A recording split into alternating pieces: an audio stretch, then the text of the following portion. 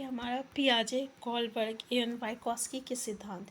तो देखिए ये टॉपिक तो काफ़ी इम्पोर्टेंट है। ऐसे हमें इस सारे पियाजे, कोलबर्ग और वाइकोस्की जो है, इन तीनों मनोवैज्ञानिक का अलग अलग से क्लास करना होगा, क्योंकि ये तीनों इम्पॉर्टेंट है।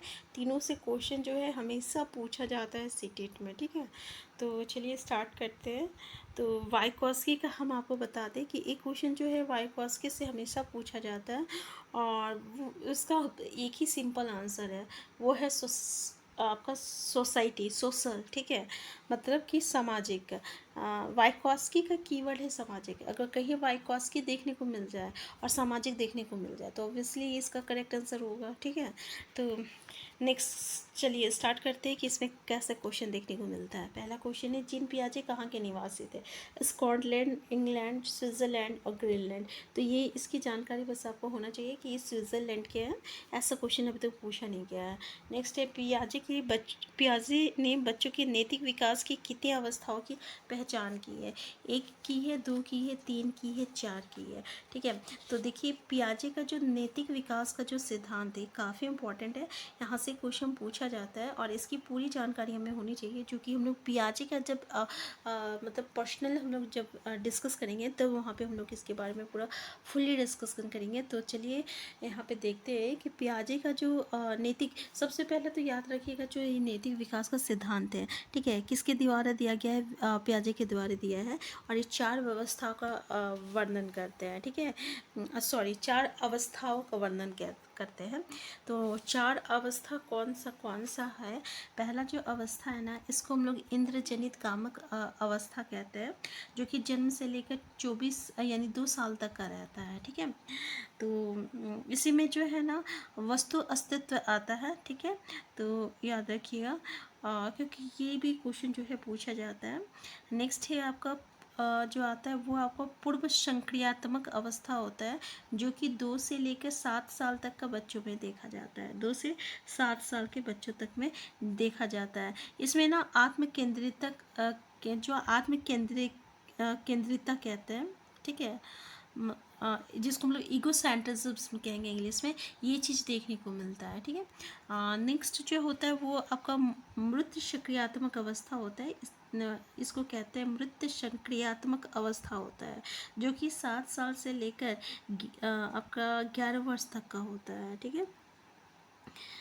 और इसके बाद जो होता है ना, देखिए इसमें क्या होता है ना, ये तर्क करना सीख जाता है। बच्चे जो है तर्क करना सीख जाता है इसमें। नेक्स्ट जो होती है मृत के बाद अमृत सक्रियात्मक अवस्था होती है। ये 11 से लेकर पौरावस्था तक होता है, ठीक है। तो ये 4 अवस्था होती है, और इसके बारे में भी जो है पूरा फुली हम जो है हम लोग एक्सप्लेन करेंगे जब हम लोग पियाजे के बारे में पढ़ेंगे। तो बस अभी ये तो आपको इनकी जानकारी होनी चाहिए, ठीक है। नेक्स्ट क्वेश्चन है आपका कि नेक्स्ट क्वेश्चन क्या है कि नींद में से किसने नैतिक वृद्धि की अवस्थाओं की अवधारणा प्रस्तुत की है? पहला है कोलबर्ग ने, दूसरा पियाजे ने, तीसरा एरिक्सन ने और चौथा है स्किनर ने। तो ये कोलबर्ग हो जाएगा। नैतिक वृद्धि की अवस्थाओं की अवधारणा जो है कोलबर्ग ने दिया है। नेक्स्ट है बच्चे दुनिया के बारे में अपनी समझ का सृजन करते हैं। नींद में से किसका कथन है? तो अपनी समझ का सृजन करते हैं पियाजे ने कहा, या सीएस ने कहा, या फ्राइड ने, या रॉबर्ट ने।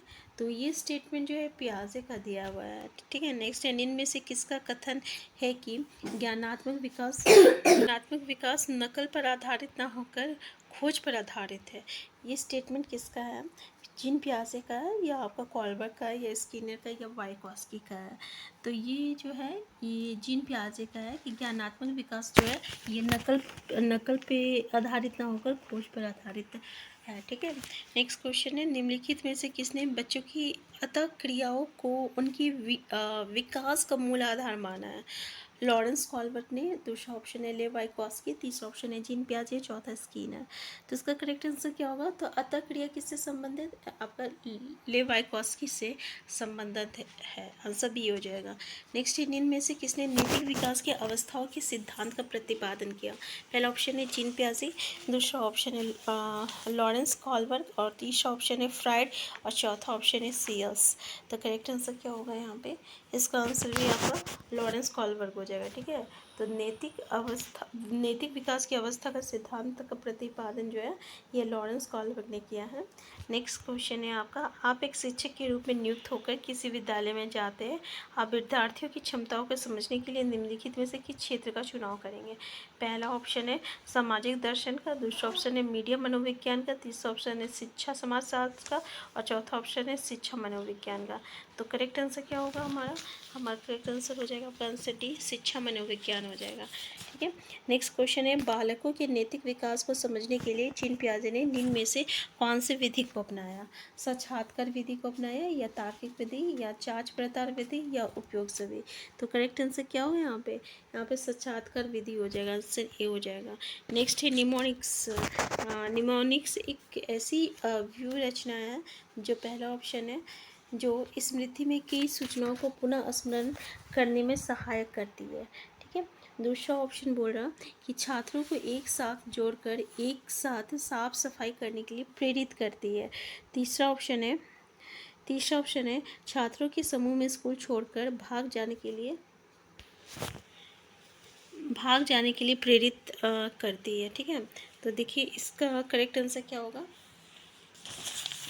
इसका करेक्ट आंसर हो जाएगा, हमारा आंसर ये हो जाएगा कि स्मृति में नई सूचनाओं को पुनः स्मरण करने में सहायता करती है निमोनिक्स। नेक्स्ट है, बालक के व्यवहार के अध्ययन में निम्नलिखित में से किस विधि में बालक के माता पिता, भाई बहन एवं शिक्षकों से जानकारी प्राप्त की जाती है? पहला ऑप्शन है व्यक्तिगत इतिहास विधि, दूसरा ऑप्शन है निरीक्षण विधि, तीसरा ऑप्शन है प्रश्नावली विधि और चौथा ऑप्शन है साक्षात्कार विधि। तो करेक्ट आंसर क्या होगा यहाँ पे व्यक्तिगत इतिहास विधि हो जाएगा, आंसर ए हो जाएगा यहाँ पे। नेक्स्ट क्वेश्चन है, पियाजे के अनुसार कोई बच्चा किस अवस्था में अपना परिवेश की वस्तुओं को पहचाने एवं उनमें विविध करने लगता है? पहला ऑप्शन है इंद्रजनित कामक अवस्था, दूसरा है पूर्व सक्रियात्मक अवस्था और तीसरा है मृत सक्रियात्मक अवस्था और चौथा है अमृत सक्रियात्मक अवस्था। तो ये जो है ना हमें पूर्व सक्रियात्मक अवस्था में देखने को मिलता है, जिसमें ये क्या बोल रहे वस्तु को पहचानने में उन्हें विभेद यानी जिससे क्लासिफिकेशन करने लगता है। मतलब क्या हुआ कि अगर मान लीजिए हम बोलेंगे ठीक है कि यहाँ पे ऐसे सामान को अलग करो जो पूरी गोल है और जो आपका क्या कहते हैं चिरकुट है यानी जो सर्कल है उसको अलग कीजिए और जो स्क्वायर है वो अलग कीजिए। तो ऑब्वियसली जो 2 से लेके आपका 7 साल तक का जो बच्चा होता है वो ये काम जो है बिल्कुल आसानी से कर लेगा। ठीक है, तो आंसर क्या हो जाएगा? पूर्व संक्रियात्मक अवस्था हो जाएगा। नेक्स्ट है वाइकोस्की के अनुसार बच्चे अपने साथी समूह के सक्रिय सदस्य कब होते हैं? पूर्व बाल अवस्था में, किशोर अवस्था में, पौरावस्था में। तो इसका करेक्ट आंसर क्या हो जाएगा? तो ये आपका किशोर अवस्था में होता है। नेक्स्ट है पियाजे ने किसी बच्चे के विचारों में नए विचारों की समावेश हो जाने को क्या कहा है? व्यवस्थापन कहा है या खोज का है या सात्मीकरण या निर्माण? तो हमारा आंसर क्या हो जाएगा? आंसर सी हो जाएगा, सात्मीकरण हो जाएगा। नेक्स्ट है बच्चों के विकास से संबंधित निर्माण एवं खोज का सिद्धांत निम्न में से किसने दिया था? स्किनर ने, रॉबर्ट ने, जीन पियाजे ने, वाइकोस्की ने? हमारा करेक्ट आंसर क्या हो जाएगा? यहाँ पे जीन पियाजे हो जाएगा। ठीक है, तो निर्माण एवं खोज का संबंध किससे है? तो जीन पियाजे से है। तो इस तरीके से जो है कीवर्ड को याद रखना पड़ेगा आपको। नेक्स्ट है जीन पियाजे के अनुसार कितने वर्ष की आयु तक के बच्चों में संज्ञानात्मक परिपक्वता का अभाव पाया जाता है? 4 वर्ष का, 6 वर्ष का, 8 वर्ष का, 12 वर्ष का? करेक्ट आंसर क्या हो जाएगा? तो याद रखिएगा 6 वर्ष के बच्चे में। नेक्स्ट क्वेश्चन है बच्चों में आधारहीन आत्मचेतना अवस्था का संबंध उनके विकास की किस अवस्था से संबंधित है? पहला ऑप्शन है पूर्व बाल अवस्था, दूसरा ऑप्शन है बाल अवस्था, तीसरा ऑप्शन है किशोर अवस्था, चौथा ऑप्शन है इनमें से कोई नहीं। तो देखिए इसका करेक्ट आंसर क्या हो जाएगा कि आधारहीन आत्मचेतना अवस्था का संबंध उसके विकास की किस अवस्था से संबंधित है? तो वो किशोर अवस्था से संबंधित है। आत्मचेतना याद रखिएगा। नेक्स्ट है वाइकोस्की के अनुसार किसी बालक के विकास में सबसे महत्वपूर्ण योगदान निम्न में से किसका होता है? परिवार का होता है, विद्यालय का होता है, समाज का होता है, धर्म का होता है? तो भाई इसका आप सबको विद्यालय का होता है, समाज का होता है। तो आंसर सी हो जाएगा, समाज का होता है। अभी हम आपको बताया था ना कि जब भी वाइकोस्की आएगा और समाज आएगा तो हमारा करेक्ट आंसर क्या हो जाएगा? समाज हो जाएगा। नेक्स्ट क्वेश्चन है पूर्व माध्यमिक बच्चों के लिए नींद में से कौन सी क्रिया एक क्रियात्मक क्रिया का स्वरूप है? पहला ऑप्शन है अपने साथ की आयु के बच्चों में घुल मिल जाना। दूसरा ऑप्शन है मिट्टी के खिलौने को दो भागों में तोड़कर उसे दोबारा जोड़ना। तीसरा ऑप्शन है 10 तक के पहाड़ों को मुँह जबानी याद कर लेना। तीसरा ऑप्शन है माध्यमिक कक्षा की किताबों का अध्ययन कर लेना। तो देखिए यहाँ पे याद करना एक नेगेटिव कीवर्ड है, तो ऑब्वियसली हम लोग क्या करेंगे, इसको छोड़ देंगे। ठीक है, देखिए यहाँ पे क्या बोला, कौन सी एक क्रियात्मक क्रिया किस में हो जाएगा कि मिट्टी के खिलौनों को एक खिलौनों को दो भागों में तोड़कर उसे दोबारा जोड़ना हो जाएगा। नेक्स्ट है आप अपने कक्षा के बच्चों के बौद्धिक विकास में परिपक्वता लाना चाहते हैं, तो इसके लिए निम्न में से किसका चुनाव करेंगे? पहला, बच्चों की समझ आने वाली समस्या को सुलझाने में उनकी मदद करेंगे, बच्चों को खूब गृह कार्य देंगे, या बच्चों को कक्षा कक्ष में चुपचाप बैठने को कहेंगे। तो देखिए अगर हम देखें तो खूब गृह कार्य करेंगे, ये स्टेटमेंट हमेशा पूछा जाता है, तो ये नेगेटिव स्टेटमेंट है, इस बात का ध्यान दीजिएगा। दूसरा ऑप्शन है कक्षा में चुपचाप बैठना, ये भी नेगेटिव कीवर्ड है, ठीक है, नेगेटिव स्टेटमेंट है। तो हमारा आंसर ये हो जाएगा कि बच्चों की समक्ष आने वाली समस्या को सुलझाने में उनकी मदद करेंगे। ठीक है, तो आंसर क्या हो जाएगा? आंसर ए हो जाएगा हमारा।